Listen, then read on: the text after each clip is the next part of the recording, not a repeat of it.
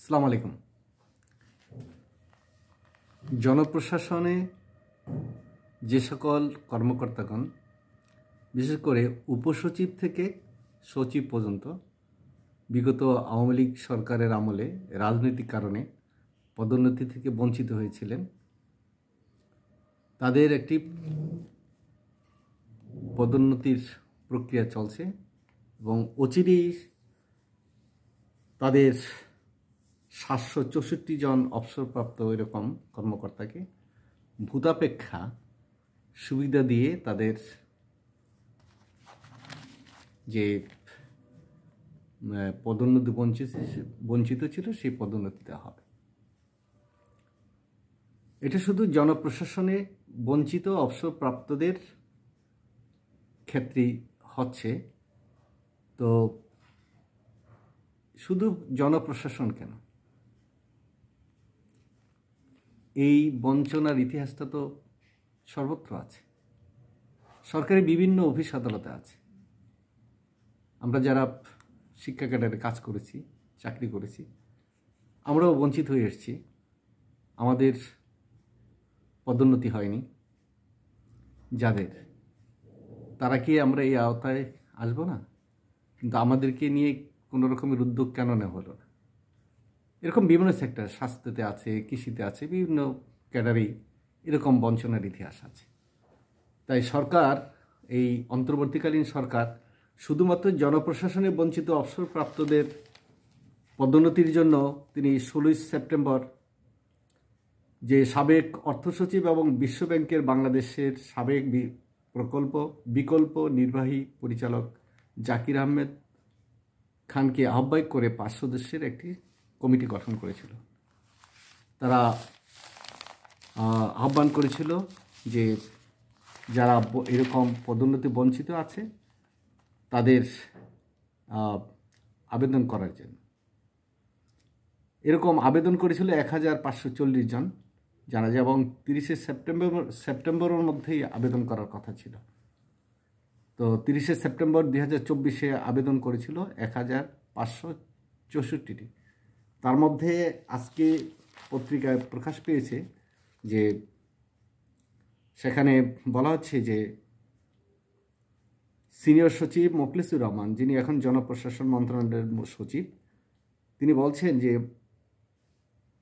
আওয়ামী সরকারের আমলে জনপ্রশাসনে বঞ্চিত 764 জন অবসরপ্রাপ্ত কর্মকর্তাকে আর্থিক সুবিধা দেওয়া হবে এবং উপসচিব থেকে সচিব পর্যন্ত বিভিন্ন স্তরে এসব কর্মকর্তাকে ভূতাপেক্ষা পদোন্নতি দিয়ে এই আর্থিক সুবিধা দেওয়া হবে। ভূতাপেক্ষা মানে ওই সময় যদি তার প্রমোশন হতো, কোন কোন স্তরে যেতে পারত, সেরকম করে তাদেরকে পদোন্নতি দেওয়া হবে। এটা একটা বৈষম্য না? সে সময় যে একটা পে স্কেল দেওয়া হয়েছিল আওয়ামী লীগ আমলে সর্বশেষ, সেই পে স্কেলে আমাদের যাদের সিলেকশন গেট পাওয়ার কথা ছিল, আমরা সেই সিলেকশন গেটটা পাইনি। বিভিন্ন স্তরে এই সিলেকশন গেটটা পাইনি। কিন্তু তাদেরকে নিয়ে একটু কি চিন্তা নেই? শুধু উপসচিব থেকে সচিব পর্যন্ত তাদের জন্যই এত চিন্তা। আমরা কি ওই অধিকার পাই না?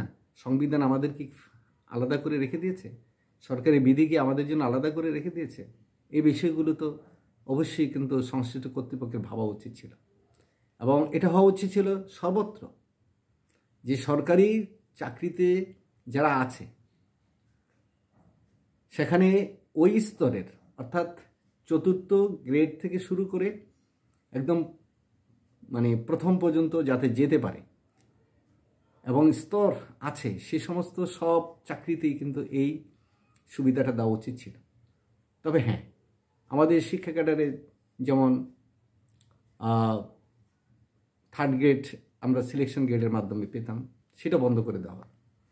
তারপরে 2য় গ্রেডে যাওয়ার সুযোগ নেই, 1ম গ্রেডে যাওয়ার সুযোগ নেই, আর সিনিয়র হওয়ার তো সুযোগই নেই। অর্থাৎ একজন শিক্ষক সে 4th গ্রেড থেকে বিদায় নিয়ে নিচ্ছে। এটা তো অমানবিক। এটা তো একটা চরম বৈষম্য। এই বৈষম্যটা দূর করার জন্য উদ্যোগ নেওয়া উচিত ছিল না? কিন্তু সেটা না হয়ে শুধুই জনপ্রশাসনের জন্য এই আহ্বানটা জানানোর এই সুযোগটা শুধু জনপ্রশাসনের লোকজনকে দেওয়া হলো। অন্যান্য ক্যাডারে যারা আছে তাদের ভিতরে কি ক্ষোভ নেই, দুঃখ নেই? তারা কি বঞ্চিত হয়নি? তারা কি আওয়ামী লীগ আমলে মানে বিভিন্ন রকমের হয়রানির শিকার হয়নি? এই দেশটা শুধুই কি জনপ্রশাসনের জন্য? আর বাকি 25টি ক্যাডার তারা কি করবে? তাদের বঞ্চনা আপনাদের মানে হৃদয়ে দোলা দেয় না, হৃদয়ে আঘাত করে না, এই তো? কিন্তু সব ক্যাডারের জন্য আপনাদের এইটা বিবেচনা করা উচিত। তাদের দেন, জনপ্রশাসনে বঞ্চিত হয়েছে তাদের দেন, আমাদের আপত্তি নেই। কিন্তু অন্যান্য ক্যাডারে যদি ক্যাডার হয় তাহলে অবশ্যই প্রতিটি ক্যাডারের ভিতরেই আপনাকে 1 নম্বরের পদ রাখতে হবে, অর্থাৎ চতুর্থ, তৃতীয়, দ্বিতীয়, প্রথম গ্রেড অবশ্যই সৃষ্টি করে তাদেরকে সেই সুবিধাটা দিতে হবে। কারণ এই অন্যায্য কাজ রাষ্ট্র কখনই করতে পারে না। কারণ আমরা সবাই কিন্তু এই প্রজাতন্ত্রের কর্মচারী, কর্মকর্তা। তাই প্রজাতন্ত্রের আইনে সবার প্রতি সমান বিচার করা, আচরণ করা, সবার প্রতি সমান দৃষ্টি দেওয়া, এটি কিন্তু রাষ্ট্রের উচিত এবং সংবিধান কিন্তু তাই বলে। কিন্তু এই যে আপনার ক্যাডারের ভিতরেই আপনার একটা দ্বন্দ্ব সৃষ্টি করা, ক্যাডারের ভিতরেই দেখা যায় যে ব্রাহ্মণ নবশুদ্ধ সৃষ্টি করা, এটা কোনো ক্রমেই কিন্তু প্রশাসনকে, অর্থাৎ টোটাল সরকারি মানে প্রশাসনকে হেল্প করে না, এটা ক্ষতিগ্রস্ত করে। তাই আমাদের যারা সেই সময়ে বঞ্চিত হয়েছে, আশা করব যে এদের পদোন্নতি দিন, আপত্তি নেই, এদের সুবিধা দিন, আপত্তি নেই। কিন্তু অন্যান্য যারা মানে অন্যান্য ক্যাডারে যারা বঞ্চিত হয়েছে তাদের নিয়েও নতুন করে ভাবুন এবং নতুন করে আরেকটি কমিটি করুন যে সব ক্যাডারে কারা কারা কীভাবে ক্ষতিগ্রস্ত হয়েছে সেই ক্ষতিগ্রস্ত এবং তাদের ক্ষতিটা পুষিয়ে দেওয়ার চেষ্টা করুন। ধন্যবাদ, ভালো থাকবেন।